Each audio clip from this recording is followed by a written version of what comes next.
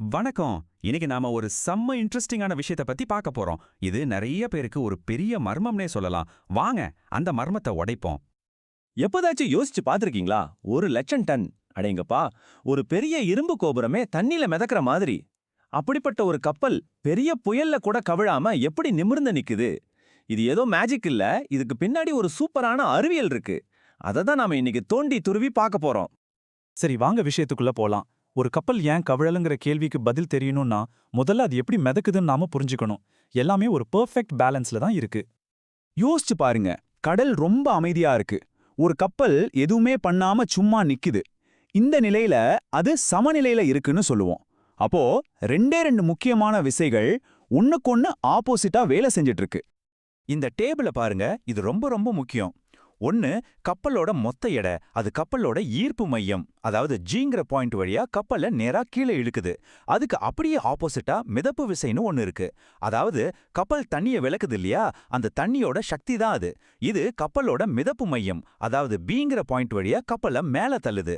சிம்பிளா சொன்னா ஒன்னு கீழே இழுக்குது, இன்னொன்னு மேல தள்ளுது. இப்ப இந்த படத்தை பாத்தீங்கன்னா நான் சொன்னது இன்னும் தெளிவா புரியும். பாருங்க, கப்பல் நேரா நிக்கும்போது அந்த ஜி பாயிண்ட்டும் பி பாயிண்ட்டும் கரெக்டா ஒரே நேர்கோட்டுல இருக்கு.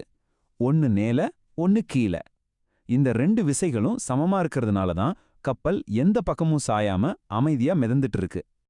ஆனா ஒரு பெரிய காத்தோ இல்ல ஒரு ராட்சச அலையோ வந்து கப்பலை ஒரு பக்கமா சாச்சுதுன்னா அப்போ என்ன ஆகும்? இப்போதான் அசல் மேஜிக்கே ஆரம்பிக்குது. கப்பலை கவிழாம தடுக்கிற அந்த சீக்ரெட் என்ன? வாங்க பார்க்கலாம். சரி, இப்போ ஒரு பெரிய அலை வந்து கப்பலை ஒரு பக்கமா சாய்க்குதுன்னு வச்சுக்கலாம். இங்க நீங்க கவனிக்க வேண்டிய ஒரு முக்கியமான விஷயம் என்னன்னா, கப்பல் சாஞ்சாலும் சரி, அதோட மொத்த வெயிட்டோ இல்ல அந்த ஈர்ப்பு மையமான ஜியோ மாறவே மாறாது. அது எங்க இருந்துச்சோ அங்கே தான் இருக்கும். இது ரொம்ப முக்கியம், ஞாபகம் வச்சுக்கோங்க. இப்ப நல்லா கவனிங்க. கப்பல் ஒரு பக்கமா சாயும்போது தண்ணிக்கு அடியில இருக்கிற கப்பலோட ஷேப் மாறுது இல்லையா? பாருங்க, ஒரு பக்கம் அதிகமா தண்ணிக்குள்ள போயிருக்கு, இன்னொரு பக்கம் மேல வந்திருக்கு. இந்த சமச்சீரற்ற தன்மை, அதாவது இந்த அசுமெட்ரி தான் இங்க கேம் சேஞ்சரு. இதுதான் அந்த பெரிய ரகசியம். தண்ணிக்கு அடியில ஷேப் மாறனோடனே அந்த மிதப்பு மையமான பியும் பக்கவாட்டுல நகருது. ஏன்னா அதோட வேலை என்ன? தண்ணிக்குள்ள இருக்கிற பகுதியோட சென்டர்ல இருக்கிறது தான். அப்போ நம்ம ஜி அதே இடத்துல இருக்கு, ஆனா இந்த பி மட்டும் நகருது. இந்த சின்ன ஷிஃப்ட் தான் ஒரு பெரிய சக்தியை உருவாக்கி கப்பலை திரும்ப நேரா நிமிர வைக்குது. அடேங்கப்பா! ஓகே, இப்போ நமக்கு சீக்ரெட் என்னன்னு தெரிஞ்சிடுச்சு. ஆனா கப்பலை டிசைன் பண்ற இன்ஜினியர்ஸ் இந்த நிமிர்த்துற சக்தியை எப்படி கரெக்டா கணக்கு போடுறாங்க? அதை அளவிட சில முக்கியமான டெக்னிக்கல் விஷயங்கள் இருக்கு. அதையும் பார்த்துடலாம். இப்போ நாம மீட்டா சென்டர், அதாவது எம்னு ஒரு புது பாயிண்ட் பத்தி தெரிஞ்சுக்க போறோம். இது ஸ்டெபிலிட்டியை அளக்கிறதுக்கு ரொம்ப முக்கியமான ஒரு ரெஃபரன்ஸ் பாயிண்ட்.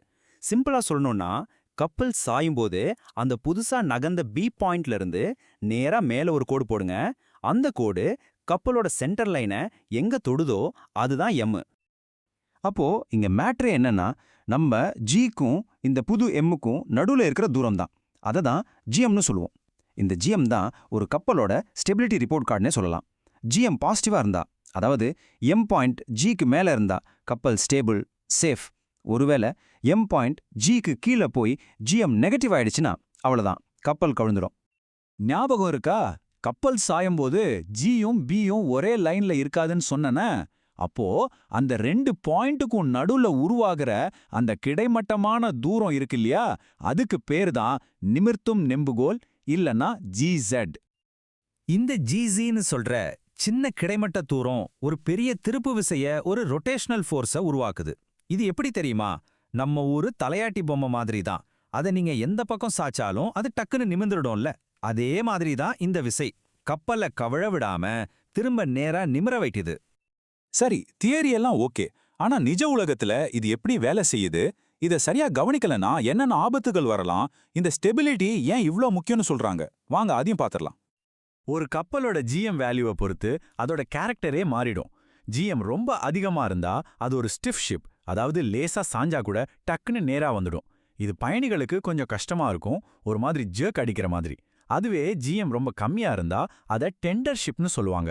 அது ரொம்ப மெதுவா சோம்பேறித்தனமா உருளும். இது அமைதியான கடல்ல நல்லா இருக்கலாம், ஆனா பெரிய புயல்ல ரொம்பவே ஆபத்தானது. கப்பல்கள்ல மறைஞ்சிருக்கிற ஒரு பெரிய ஆபத்து இருக்கு. அதுக்கு பேரு ஃப்ரீ சர்ஃபேஸ் எஃபெக்ட். இது என்னன்னா, இப்போ ஒரு பெரிய டேங்க்ல பாதி அளவு தான் தண்ணியும் இல்ல எண்ணெயும் இருக்கும்னு வச்சுக்கோங்களேன். கப்பல் ஒரு பக்கமா சாயும் போது உள்ள இருக்கிற அந்த திரவமும் சலக்குன்னு அந்த பக்கமா போகும். இப்படி எடை ஒரு பக்கமா நகரும் போது என்ன ஆகும், கப்பலோட ஒட்டுமொத்த ஈர்ப்பு மையமான ஜி மேல போயிடும். இதனால ஜிஎம் குறைஞ்சு கப்பலோட ஸ்டெபிலிட்டி ரொம்பவே டேஞ்சரஸா குறைஞ்சிடும். இது மட்டுமல்ல, இன்னும் நிறைய விஷயங்கள் ஒரு கப்பலோட ஸ்டெபிலிட்டிய குறைக்கலாம். உதாரணத்துக்கு சரக்குகளை தப்பு தப்பா ஏத்துறது, கப்பலோட மேல் பகுதியில பனி அதிகமா சேர்றது, நாம இப்ப பார்த்த மாதிரி டேங்க்ல திரவம் பாதி அளவுல இருக்கிறது, ரொம்ப பலமான காத்து, அலைகள், அப்புறம் ஏதாவது சேதமாகி கப்பலுக்குள்ள தண்ணி புகுந்துட்டா கூட ஸ்டெபிலிட்டி போயிடும். அப்போ நாம இவ்ளோ நேரம் பார்த்த எல்லாத்துக்கும் ஒரே ஒரு சிம்பிள் பதில் தான். ஒரு கப்பல் ஏன் கவலல?